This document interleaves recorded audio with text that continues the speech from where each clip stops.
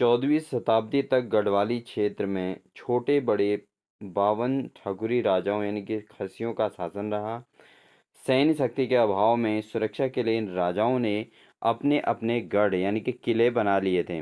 लेकिन गुर्जर देश से पंवार वंशी कनकपाल नामक युवक जब तीर्थाटन के लिए यहाँ पर आया, तो गढ़ी राजा सोनपाल ने कनकपाल का बहुत स्वागत किया और अपना उत्तराधिकारी घोषित कर अपनी पुत्री का विवाह उसके साथ कर दिया।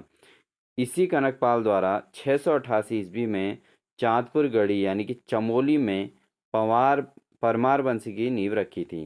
तो 688 ईस्वी से अगस्त 1949 तक परमार वंश में कुल 60 राजा हुए थे। हेलो दोस्तों, स्वागत है आपका हमारे YouTube channel mission lecture UK 2025 पर। तो दोस्तों, हमारे इस चैनल के माध्यम से उत्तराखंड प्रवक्ता स्क्रीनिंग और पीसीएस प्री तथा उत्तराखंड के अंतर्गत वैयक्तिक सहायक कनिष्ठ लिपिक जो पद निकले हैं कनिष्ठ सहायक के, और अन्य सभी प्रतियोगी जो भी परीक्षाएं निकली हैं उसमें उत्तराखंड से संबंधित सभी में सिलेबस उत्तराखंड से संबंधित है।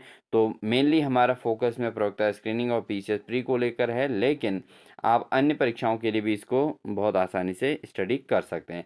तो दोस्तों, चूंकि उत्तराखंड का सिलेबस बहुत ज़्यादा है, इसके अंदर काफ़ी चीज़ें पढ़नी हैं, लेकिन हम इसको एक शॉर्ट नोट्स के तौर पे यानी कि शॉर्ट क्वेश्चनिंग के थ्रू आपको इसमें कराया जा रहा है इस माध्यम से। तो आप इसको बहुत अच्छे से स्टडी कर सकते हैं और अपने शॉर्ट नोट्स तैयार कर सकते हैं। तो दोस्तों, ज़्यादा देरी ना करते हुए, अगर आप हमारे चैनल पर नए हैं तो प्लीज़ चैनल को सब्सक्राइब कर लें और जो है बेल आइकन दबाकर ऑल नोटिफिकेशन ऑन कर लें। साथ ही साथ जो है वीडियो अच्छी लगे तो उसको लाइक ज़रूर करें। तो दोस्तों, ज़्यादा देर नहीं करते स्टार्ट करें आज की क्लास को। तो आज की क्लास का हमारा जो क्वेश्चन आता है दोस्तों, पहला क्वेश्चन है दोस्तों, गढ़वाल में पंवार वंश की स्थापना किसने की? तो गढ़वाल में परमार वंश की स्थापना किसने की दोस्तों? इसके ऑप्शन हैं अजयपाल, जगतपाल, कनकपाल और अनंतपाल। तो दोस्तों, गढ़वाल में परमार वंश की स्थापना किसके द्वारा की गई थी? तो इसका जो सही आंसर है दोस्तों वह है कनकपाल। कनकपाल ने गढ़वाल में परमार वंश की स्थापना की थी। ठीक है दोस्तों, नेक्स्ट क्वेश्चन लेते हैं दोस्तों। अगला क्वेश्चन है, गढ़वाल के परमार वंश के 60 राजाओं की सबसे विश्वसनीय सूची कौन सी है? तो इसके ऑप्शन है दोस्तों हार्दिक सूची, बेकेट सूची, विलियम सूची या एटकिंसन सूची। तो इसका जो सही आंसर है दोस्तों वह है बेकेट सूची। बेकेट सूची के अंतर्गत 60 राजाओं का जो डिटेल इसमें दिया गया है और जो सीक्वेंस बताया गया है वो बिल्कुल ही जो है विश्वसनीय माना गया है दोस्तों। ठीक है, बढ़ते हैं अगले क्वेश्चन में दोस्तों। अगला क्वेश्चन कहता है दोस्तों, कौनपुर गढ़ कहाँ स्थित है? कौनपुर गढ़ कहाँ स्थित है दोस्तों? ऑप्शन है चमोली, रुद्रप्रयाग, उत्तरकाशी या टिहरी। तो दोस्तों, चूंकि चांदपुर गढ़ यानी कि चमोली में इन्होंने अपना राज्य स्थापित किया था परमार वंश ने, तो ये जो कौनपुर गढ़ है ये भी दोस्तों चमोली में ही स्थित है दोस्तों। तो इसका जो ऑप्शन सही है दोस्तों, ऑप्शन नंबर ए सही है। कौनपुर गढ़ कहाँ स्थित है? तो कौनपुर गढ़ दोस्तों चमोली में स्थित है।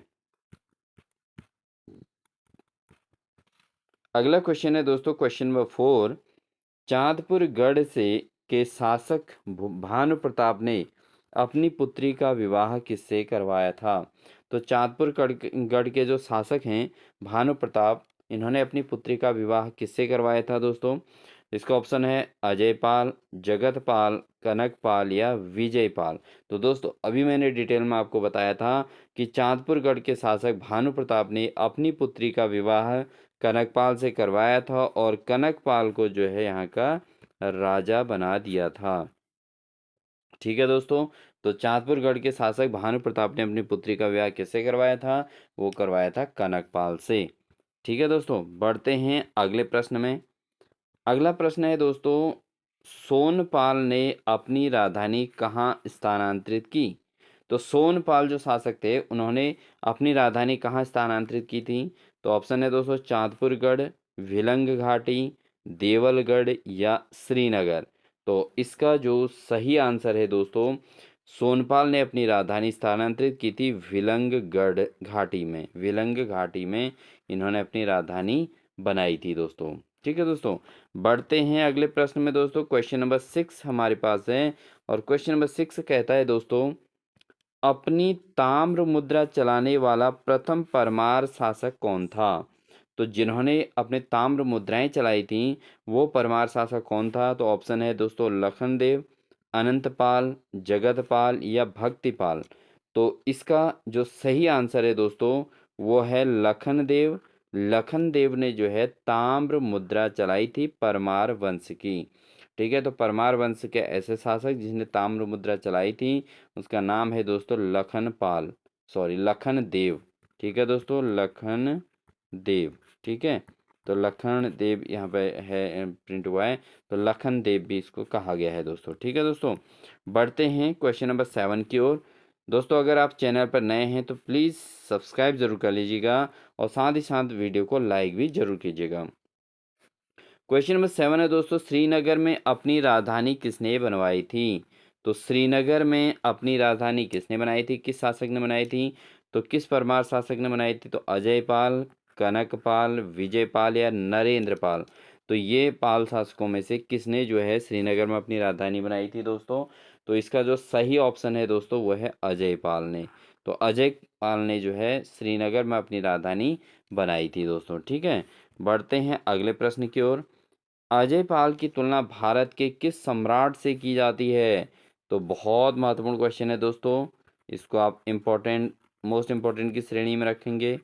तो अजयपाल की तुलना भारत के किस सम्राट से की जाती है? तो ऑप्शन है दोस्तों आपके पास अकबर, अशोक, राजा विक्रमादित्य या इनमें से कोई नहीं। तो इसका जो सही आंसर है दोस्तों वह है सम्राट अशोक से, क्योंकि अजयपाल एक बहुत ही जो है बौद्धिक यानी कि बुद्धिमान शासक थे, तो इसलिए इनकी तुलना की गई अशोक के साथ। ठीक है दोस्तों, सम्राट अशोक, तो सम्राट अशोक से अजयपाल की तुलना की गई है दोस्तों। ठीक है दोस्तों, बढ़ते हैं क्वेश्चन नंबर 9 की ओर। शाह पदवी प्रयोग करने वाला गढ़वाल का प्रथम राजा कौन था? तो शाह पदवी जो मिली थी उसका प्रयोग करने वाला गढ़वाल का प्रथम राजा कौन था दोस्तों? वो था दोस्तों बलभद्र शाह। ठीक है, तो बलभद्र शाह ने अपने शाह पदवी का प्रयोग किया था दोस्तों। ठीक है, बढ़ते हैं अगले प्रश्न की ओर। अगला प्रश्न कहता है दोस्तों, क्वेश्चन नंबर 10 है, मानवदया काव्य की रचना किसने की थी? तो मानवदया नामक काव्य की रचना की थी दोस्तों, वो किसने की थी? तो ऑप्शन है भरत कवि, रतन कवि, मातीराम या रामचंद्र। तो मानवदया काव्य की जो रचना की थी दोस्तों वो की गई थी भरत कवि द्वारा। तो भरत कवि द्वारा कौन सी काव्य रचना की गई थी दोस्तों? वो की गई थी मानवदया। ठीक है, मानवदया काव्य की रचना किसने की थी? भरत कवि ने। तो इसको मनोदया भी लिखा गया है दोस्तों बहुत जगहों पे। तो मनोदया अगर शब्द आए तब भी यही आंसर इसका होगा। किसने लिखी थी? भरत कवि ने। ठीक है दोस्तों, बढ़ते हैं अगला क्वेश्चन। अगले क्वेश्चन में बात करते हैं दोस्तों, क्वेश्चन नंबर 11 है, खतोड़वा त्योहार कहाँ मनाया जाता है? तो दोस्तों ये जो है त्योहार, ऑप्शन है आपके पास कुमाऊं, गढ़वाल, जौनसार या इनमें से कोई नहीं। तो जो खतोड़वा त्योहार मनाया जाता है दोस्तों कुमाऊं में मनाया जाता है। और कुमाऊं में जो माना जाता है उस समय गढ़वाल कुमाऊं के बीच जब युद्ध हुआ होगा तो उसमें खतोड़वा का त्योहार जो है गाय की जीत को माना गया है। चंद शासकों की जो गाय थी तो उसकी जीत मानी गई है, तो ये यहाँ पर खतोड़वा का त्योहार मनाया जाता है दोस्तों। ठीक है, तो कहाँ मनाया जाता है? कुमाऊं मनाया जाता है। इसकी एक बहुत बड़ी स्टोरी है दोस्तों, अगर आप इसको सर्च करेंगे तो आपको काफ़ी बड़ी डिटेल इसको पढ़ने को मिलेगी। ठीक है दोस्तों, बढ़ते हैं अगले प्रश्न की ओर। Question number 12। क्वेश्चन नंबर 12 है दोस्तों, गर्वभंजक की उपाधि किसने दी थी, किसे दी गई थी? तो किस शासक को गर्वभंजक कहा गया था दोस्तों? तो गर्वभंजक की उपाधि किसे दी गई थी? ऑप्शन है महीपति शाह, मान शाह, माधो सिंह कंडारी या लोदी रिखोला। ठीक है दोस्तों, तो गर्वभंजक की उपाधि किसे दी गई थी? ये दी गई थी दोस्तों माधो सिंह भंडारी को। माधव सिंह भंडारी को जो है, माधो सिंह भंडारी को गर्वभंजक भी कहा जाता है। ठीक है दोस्तों, बढ़ते हैं क्वेश्चन नंबर 13 की ओर। क्वेश्चन नंबर 13 कहता है दोस्तों, नाककटी रानी के नाम से किसे जाना जाता है? नाककटी रानी के नाम से किसे जाना जाता है? बहुत इंपॉर्टेंट क्वेश्चन है दोस्तों, बार बार पेपर में पूछा जाता है। तो इसके जो ऑप्शन है वो राजमाता कनक देई, या रानी कर्णावती, या जिया रानी, या इनमें से कोई नहीं। तो नाककटी रानी के नाम से किस महिला को जाना जाता है दोस्तों? वह जाना जाता है रानी कर्णावती को। राणा रानी कर्णावती को नाककटी रानी के नाम से भी जाना जाता है। ठीक है दोस्तों, बढ़ते हैं प्रश्न नंबर 14 की ओर। प्रश्न नंबर 14 है दोस्तों, पृथ्वीपति शाह ने किसे श्रीनगर में संरक्षण दिया था? तो पृथ्वीपति शाह ने किसको श्रीनगर में संरक्षण दिया था दोस्तों? तो दारा सिकोह, सुलेमान सिकोह, मालिक सिकोह, या इनमें से कोई नहीं। तो इसका जो सही आंसर है दोस्तों, पृथ्वीपति शाह ने दारा सिकोह को जो है श्रीनगर में संरक्षण दिया था। ठीक है, सुलेमान सिकोह को जो है पृथ्वी शाह ने संरक्षण दिया था। किसको? सुलेमान सिकोह को दोस्तों। ठीक है, बढ़ते हैं अगले प्रश्न की ओर। क्वेश्चन नंबर 15 है दोस्तों, गढ़वाल का स्वर्ण युग परमार वंश के किस शासक के शासनकाल को कहा गया है? तो गढ़वाल का स्वर्ण युग, ठीक है, किसको गढ़वाल का स्वर्ण युग कहा गया है? किसके शासनकाल को कहा गया है? तो इसका जो ऑप्शन है दोस्तों, फतेहपति शाह, पृथ्वीपति शाह, प्रदीप शाह, या ललित शाह। तो इसका जो सही आंसर है दोस्तों, फतेहपति शाह को जो है जो है स्वर्ण युग, परमार वंश का गढ़वाल का स्वर्ण युग कहा गया है फतेहपति शाह के शासनकाल को। ठीक है, तो गढ़वाल का स्वर्ण युग किसके शासनकाल को कहा गया है दोस्तों? वो कहा गया है फतेहपति शाह के शासनकाल को। ठीक है दोस्तों, बढ़ते हैं क्वेश्चन नंबर 16 की ओर। क्वेश्चन नंबर 16 इंपॉर्टेंट क्वेश्चन है दोस्तों, इसको आप नोट जरूर कर लें। यह भंगाड़ी का युद्ध किसके बीच हुआ था? तो भंगाड़ी का युद्ध किनके बीच हुआ था दोस्तों? इसका ऑप्शन है फतेहपति शाह और सिरमौर शासक, फतेहपति शाह और गुरु गोविंद सिंह, फतेहपति शाह और रोहिलों के बीच, फतेहपति शाह और गोरखाओं के बीच। तो यहाँ पर भंगाड़ी का जो युद्ध हुआ था दोस्तों, फतेहपति शाह के साथ ही हुआ था, लेकिन दूसरे पक्ष में कौन थे दोस्तों? वो थे गुरु गोविंद सिंह। ठीक है दोस्तों, तो भंगाड़ी का युद्ध किनके बीच हुआ था? फतेहपति शाह व सिरमौर शासक के बीच नहीं हुआ था, बल्कि फतेहपति शाह और गुरु गोविंद सिंह के बीच हुआ था। दोस्तों, बढ़ते हैं अगले क्वेश्चन की ओर। क्वेश्चन नंबर 17 है हमारा, सबसे कम समय तक किस परमार वंश के शासक ने शासन किया था? तो सबसे कम समय तक किसने शासन किया था दोस्तों? इसका ऑप्शन है उपेंद्र शाह, दिलीप शाह, फतेहपति शाह, या प्रदीप शाह। तो किसने किया था सबसे कम उम्र तक शासन परमार वंश की ओर से? तो ये थे दिलीप शाह, जिनका शासनकाल सबसे कम रहा था। बाकी अन्य का शासनकाल इनके कंपेयर में ज़्यादा रहा था दोस्तों। ठीक है, तो दिलीप शाह जो है ऐसे शासक थे जो परमार वंश में जिनका शासन सबसे कम रहा था। बढ़ते हैं दोस्तों क्वेश्चन नंबर 18 की ओर। क्वेश्चन नंबर 18 कहता है दोस्तों, रामायण प्रदीप काव्य की रचना किसने की थी? तो रामायण प्रदीप काव्य की रचना किसने की थी? तो ऑप्शन है मेघाकर शर्मा, भरत कवि, रतन कवि, या मातीराम। तो रामायण प्रदीप काव्य की रचना किसने की थी दोस्तों? ये की थी मेघाकर शर्मा ने। किसने करी थी दोस्तों? रामायण प्रदीप काव्य की रचना किसने की थी? ये की थी मेघाकर शर्मा ने। ठीक है दोस्तों, बढ़ते हैं क्वेश्चन नंबर 19 की ओर। क्वेश्चन नंबर 19 है दोस्तों, बग्वाली पोखर युद्ध किनके बीच हुआ था? तो बग्वाली पोखर युद्ध कितने किनके बीच हुआ था दोस्तों? इसके ऑप्शन है कुमाऊं व गढ़वाल सेना के बीच, कुमाऊं व गोरखाओं के बीच, गढ़वाल व गोरखा के बीच, या गढ़वाल और रोहिलों के बीच। तो बग्वाली पोखर युद्ध किनके बीच हुआ था दोस्तों? इसका जो सही आंसर है दोस्तों, वो हुआ था कुमाऊं व गढ़वाल की सेना के बीच। तो कुमाऊं और गढ़वाल सेना के बीच कौन सा युद्ध हुआ था दोस्तों? वो हुआ था बग्वाली पोखर का युद्ध। ठीक है दोस्तों, बग्वाली पोखर युद्ध इसको कहा जाता है। ठीक है, बढ़ते हैं क्वेश्चन नंबर 20 की ओर दोस्तों।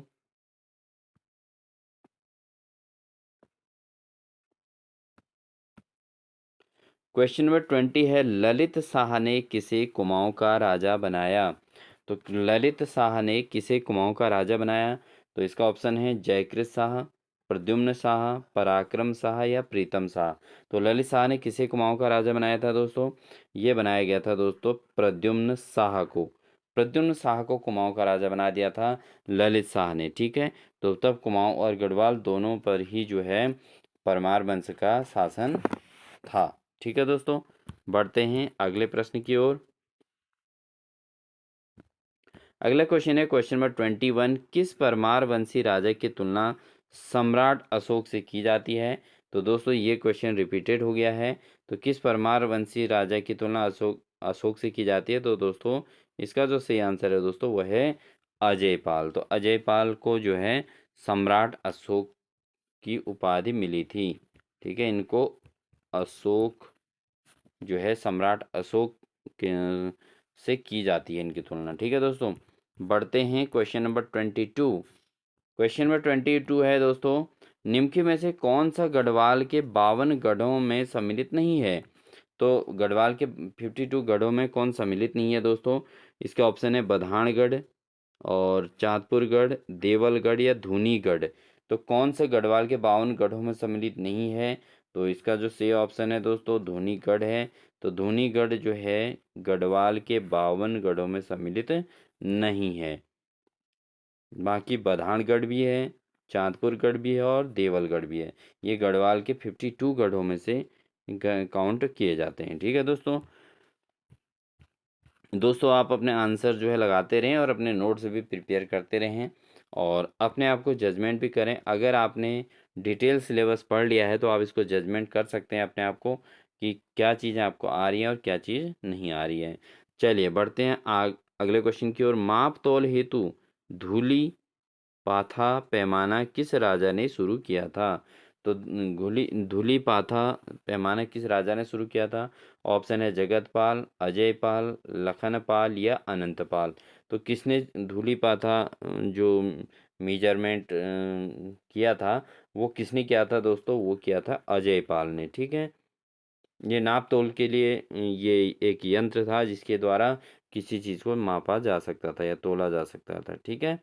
बढ़ते हैं अगले प्रश्न की ओर। क्वेश्चन नंबर 24, बलभद्र शाह को शाह की उपाधि किसने दी थी?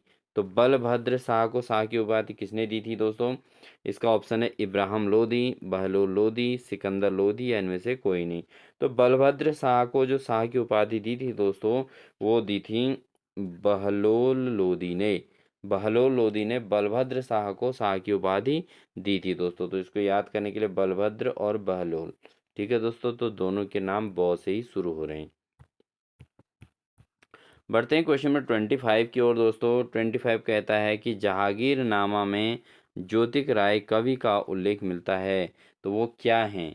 ठीक है। तो जहांगीरनामा में जो है ज्योतिक राय कवि का उल्लेख मिलता है, तो वो क्या है दोस्तों? वो हैं एक भरत कवि, ठीक है दोस्तों। क्या हैं? भरत कवि, जिनके जहांगीरनामा में उनका उल्लेख मिलता है दोस्तों, ठीक है दोस्तों। बढ़ते हैं क्वेश्चन नंबर 26 की ओर। क्वेश्चन नंबर 26 कहता है दोस्तों, टिहरी रियासत के किस राजा को अपने नाम से शहर स्थापना की परंपरा शुरू करने का श्रेय जाता है? तो टिहरी रियासत के अंतर्गत किस राजा को अपने नाम से शहर स्थापना करने की परंपरा का श्रेय जाता है दोस्तों? ऑप्शन है नरेंद्र शाह को, प्रताप शाह को, कीर्ति शाह को या प्रद्युम्न शाह को। तो दोस्तों इसका जो ऑप्शन है वो है प्रताप शाह को जो है टिहरी रियासत के अंतर्गत जो है अपने नाम से शहर की स्थापना करने की परंपरा शुरू करने का श्रेय जाता है। तो प्रताप शाह ने अपने नाम पर प्रताप नगर की स्थापना की थी दोस्तों टिहरी में। आप टिहरी में जाएंगे तो आपको प्रताप नगर एक जगह मिलेगी, तो वो प्रताप शाह ने ही जो है अपने नाम के शहर की स्थापना करने की परंपरा वहीं से शुरू की थी, ठीक है। तो सबसे पहले टिहरी रियासत में प्रताप नगर की स्थापना हुई थी दोस्तों, ठीक है। बढ़ते हैं अगले क्वेश्चन की ओर। किस परमार वंश शासक किस परमार वंश शासक के दरबार में 9 रत्न थे? बहुत इंपॉर्टेंट क्वेश्चन है दोस्तों। इससे पहले वाला क्वेश्चन भी मोस्ट इंपॉर्टेंट था और ये क्वेश्चन भी मोस्ट इंपॉर्टेंट है दोस्तों। किस परमार वंश शासक के दरबार में 9 रत्न थे? तो दोस्तों इसके जो ऑप्शन है फतेहपति शाह, पृथ्वीपति शाह, प्रदीप शाह और ललित शाह। आप अपने हिसाब से आंसर मिला लें, लेकिन इसका जो एग्जैक्ट आंसर है दोस्तों वह है फतेहपति शाह। तो फतेहपति शाह के शासनकाल में उनके दरबार में 9 रत्न थे दोस्तों, ठीक है। हाँ, बढ़ते हैं 28 की ओर। क्वेश्चन नंबर 28 कहता है दोस्तों, प्रदीप शाह की संरक्षिका कौन थी? प्रदीप शाह की संरक्षिका कौन थी? ऑप्शन है रानी कर्णावती, जिया कनकदेई, रानी नेपोलियन या रानी भानुमति।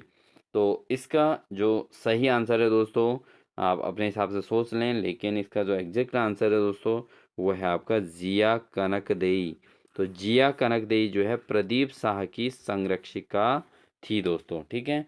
तो प्रदीप शाह की संरक्षिका कौन थी दोस्तों? वो थी जिया कनकदेई, ठीक है। बढ़ते हैं अगले क्वेश्चन की ओर दोस्तों। अगला क्वेश्चन कहता है दोस्तों, पांवटा के निकट भगाणी नामक स्थल पर युद्धगढ़ नरेश फतेह शाह और किसके बीच मध्य जो है ये लड़ा गया था? तो भगाणी नामक स्थल पर किनके बीच युद्ध लड़ा गया था दोस्तों? तो फतेहपति शाह और किसके बीच लड़ा गया था दोस्तों? तो इसका क्वेश्चन हम इससे पहले भी कर चुके हैं, तो आप इसका सही आंसर दे सकते हैं दोस्तों। तो फतेह शाह और गुरु गोविंद सिंह के बीच, ठीक है। गुरु गोविंद सिंह और किसके बीच दोस्तों? फतेह शाह के बीच, ठीक है। फतेह शाह और गुरु गोविंद सिंह के बीच यहाँ पे युद्ध लड़ा गया था दोस्तों, ठीक है। कहाँ का युद्ध है दोस्तों? भगाड़ी का युद्ध, ठीक है दोस्तों। बढ़ते हैं क्वेश्चन नंबर 30 की ओर दोस्तों। क्वेश्चन नंबर 30 कहता है, हर्षदेव जोशी ने किसे कुमाऊं पर आक्रमण करने के लिए आमंत्रित किया था? तो हर्षदेव जोशी ने किसे कुमाऊं पर आक्रमण करने के लिए आमंत्रित किया था? ऑप्शन है प्रद्युम्न शाह, ललित शाह, प्रदीप शाह या जयकृत शाह। तो किसे आमंत्रित किया था दोस्तों? तो इसका जो सही आंसर है वह है ललित शाह, ठीक है। तो क्वेश्चन नंबर 30 का आंसर है दोस्तों ललित शाह को जो है हर्षदेव ने कुमाऊं पर आक्रमण करने के लिए आमंत्रित किया था, ठीक है दोस्तों। बढ़ते हैं अगले प्रश्न की ओर। तो दोस्तों ये हमारे क्लास का आज की क्लास का लास्ट क्वेश्चन है, जिसमें हमने सेक्शन ए ले रखा है परमार वंश का। तो परमार वंश से संबंधित भी हमारी 2 या 3 क्लासेस रहेंगी दोस्तों, आप कंटिन्यू हमारे क्लास पर जुड़े रहें। और साथ ही साथ अगर चैनल पर नए हैं तो जो है चैनल को सब्सक्राइब कर लें और साथ ही बेल आइकन दबाकर ऑल नोटिफिकेशन ऑन कर लें। और वीडियो अच्छी लगी तो लाइक भी जरूर करें दोस्तों। अगर कोई किसी क्वेश्चन में आपको डाउट हो तो दोस्तों प्लीज़ कमेंट बॉक्स में कमेंट भी जरूर कर दें, ठीक है दोस्तों। क्योंकि हमारा टारगेट मिशन लेक्चर 2025 है, और साथ ही साथ उत्तराखंड के सभी समूहों के जो भी एग्ज़ाम आ रहे हैं, यूकेएसएससी के द्वारा भी जो एग्ज़ाम आ रहे हैं, उनके लिए भी ये क्वेश्चन पेपर बहुत ही महत्वपूर्ण होने वाला है दोस्तों। इसलिए जो है आप कंटिन्यू हमारे चैनल पर बने रहें। आपको इसी प्रकार के जो है अच्छी अच्छी वीडियोज़ यानी कि इम्पोर्टेंट क्लासेस जो है आपको देखने को मिलेंगी। तो ज़रूर आप अपने साथियों को इसको शेयर भी ज़रूर करें। अगला लास्ट क्वेश्चन ले रहे हैं दोस्तों, गढ़वाल में परमार यानी कि पंवार राजवंश की स्थापना किसने की थी? तो दोस्तों चूंकि हम शुरू में भी इस टाइप के क्वेश्चन पढ़ चुके हैं, तो इसका जो सही ऑप्शन है वो आपको आना चाहिए, अजयपाल, कनकपाल, भानु प्रताप या विजयपाल। तो इसका जो सही आंसर है दोस्तों वह है कनकपाल। तो गढ़वाल में कनकपाल ने राजवंश जो है पंवार या पंवार राजवंश की स्थापना की थी दोस्तों। तो गढ़वाल में पंवार राजवंश की स्थापना करने का क्रेडिट किसे जाता है? वो जाता है दोस्तों कनक पाल को, ठीक है। तो कनक पाल को इसका क्रेडिट जाता है दोस्तों। तो दोस्तों हमारी क्लास कैसी लगी ज़रूर बताइएगा, और साथ ही साथ जो है चैनल पे आप लोग जुड़ जाइए, क्योंकि आपको अपडेटेड इसमें जो है वीडियोज़ मिलती रहेंगी। साथ साथ जैसे जैसे पेपर नज़दीक आएंगे तो आपको प्रैक्टिस सेट भी करवाए जाएंगे, और किसी किसी टॉप चीज़ों पर आपको डिटेल स्टडी भी करवाई जाएगी। तो दोस्तों सब कुछ इस चैनल के माध्यम से आपको मिलने वाला है, इसलिए चैनल को सब्सक्राइब करके बेल आइकन दबाकर ऑल नोटिफिकेशन ऑन जरूर कर लीजिएगा। इन्हीं सभी बातों के साथ दोस्तों आप सभी को आपके इस एग्ज़ाम के लिए बेस्ट विशेस देते हैं। तो wish you all the best.